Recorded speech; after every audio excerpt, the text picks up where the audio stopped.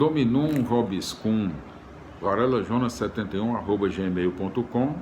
Acompanhe nossos vídeos também em Jonas Varela 1 na internet, no YouTube. Hoje nós continuaremos a leitura do primeiro livro dos Reis. Primeiro livro dos Reis, da glória à ruína. Na sua segunda parte já, Salomão da sabedoria à loucura. No seu segundo assunto, um rei construtor. No seu capítulo 7, em todos os seus, vamos ver aqui, 51 versículos. Vamos lá, porque é longo. 51 versículos no capítulo 7 do primeiro livro dos Reis. Vamos lá. Primeiro tópico, no capítulo 7 do primeiro livro dos Reis. O palácio de Salomão. Salomão levou 13 anos para construir seu palácio e deixá-lo completamente pronto. Construiu a casa da floresta do Líbano, que tinha 50 metros de comprimento, 25 de largura e 15 de altura. Ela foi construída sobre 4 fileiras de colunas de cedro, com vigas de cedro sobre as colunas. Sobre as vigas sustentadas pelas colunas foi feito um revestimento de cedro. Havia 3 fileiras de janelas, 45 ao todo, ficavam 15 em cada fileira, cada uma na frente das outras, de 3 em 3. Todas as portas e janelas tinham enquadramento retangular e ficavam umas na frente das outras, de 3 em 3. Salomão construiu o pórtico das colunas com 25 metros de comprimento e 15 de largura. Além disso, fez um vestíbulo diante das colunas, com uma varanda na frente. Fez o salão do trono ou da audiência, onde administrava a justiça. Era revestido de cedro desde o piso até o teto. Sua residência pessoal, em outro pátio atrás do pórtico, era do mesmo estilo. Salomão fez também outro palácio parecido com esse pórtico para a filha do faraó com quem se havia casado. Desde o alicerce até as vigas do teto, todas as construções foram feitas de pedras escolhidas, cortadas sob medida, cerradas por dentro e por fora, também do lado de fora até o grande pátio. Os alicerces eram de pedras escolhidas em blocos de 5 por 4 metros e em cima delas pedras especiais cortadas sob medida e também madeira de cedro.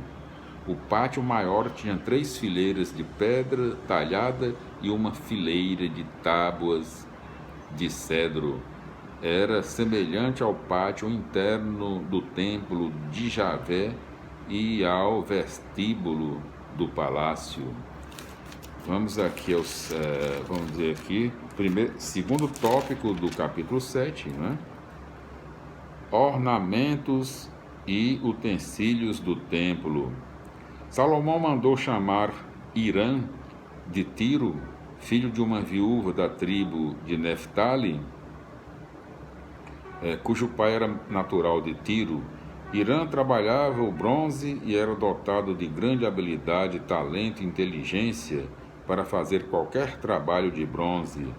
Ele se apresentou ao rei Salomão e executou toda a obra. Fundiu 2 colunas de bronze, cada uma com 9 metros de altura e 6 de circunferência. Fez 2 capitéis de bronze fundido, cada um com 2,5 metros de altura, e os colocou no alto das colinas. Para enfeitar os capitéis, fez 2 traçados em forma de corrente, um para cada capitel. Depois fez as romãs.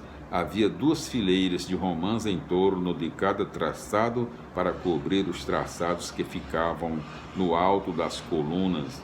Fez o mesmo com o segundo capitel. Os capitéis no alto das colunas que estavam no vestíbulo tinham forma de flor de lis, medindo 2 metros. Além disso, esses capitéis no alto das 2 colunas, no centro que ficava por trás dos traçados, estavam enfeitados de romãs colocadas em filas de 200 ao redor de cada capitel. Em seguida, Irã ergueu as colunas diante do vestíbulo do santuário, ergueu a coluna do lado direito e lhe deu o nome de firme. Depois levantou a coluna do lado esquerdo e lhe deu o nome de forte. E assim terminou o trabalho das colunas. Irã fez ainda o mar, todo de metal fundido com 5 metros de diâmetro. Era redondo, tinha 2,5 metros de altura, e sua circunferência tinha 15 metros. Por baixo da borda, em todo o redor, havia 2 séries de motivos vegetais, com 20 frutas em cada metro, fundidas numa só peça com o mar. Este ficava apoiado sobre 12 touros, que olhavam 3 para o norte, 3 para o oeste, 3 para o sul e 3 para o leste. O mar se apoiava sobre esses touros, que estavam com os traseiros voltados para dentro. A espessura do mar era de 8 centímetros e sua borda tinha a forma de flor de lis. Sua capacidade era de 90.000 litros.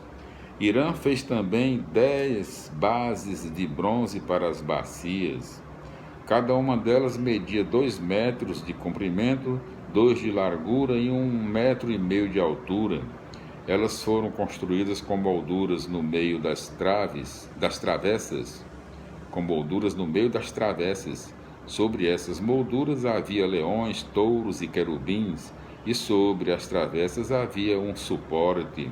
Abaixo dos leões e dos touros havia grinaldas em forma de festões.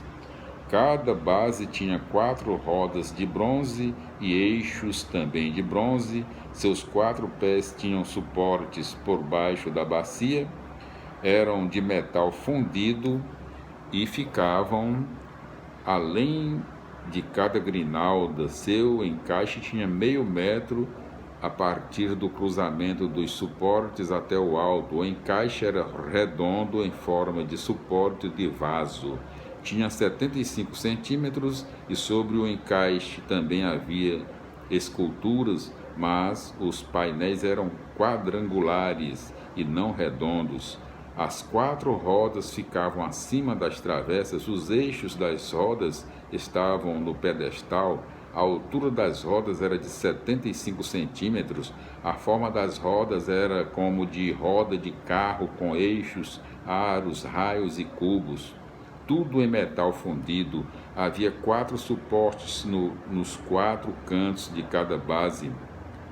A base e seus suportes formavam uma peça única. Na parte superior da base havia um suporte com 25 centímetros de altura, feito de ferro circular. Ao topo da base havia esteios e os painéis formavam uma só peça com a base. Sobre os painéis de cada travessa e sobre as molduras, mandou gravar querubins, leões e palmeiras dentro dos espaços livres, com grinaldas ao redor. As 10 bases foram fundidas com o mesmo molde, idênticas na madeira e na forma. Irã fez 10 bacias de bronze, cada uma com capacidade de 1.800 litros e media 2 metros. Cada bacia estava montada sobre uma das 10 bases. Colocou 5 dessas bases do lado direito do templo e as outras 5 do lado esquerdo. O mar foi colocado do lado direito do templo, a sudoeste. Irã fez também os recipientes para cinza, as pás e as bacias para aspersão. E terminou tudo o que o rei Salomão tinha recomendado para o templo de Javé.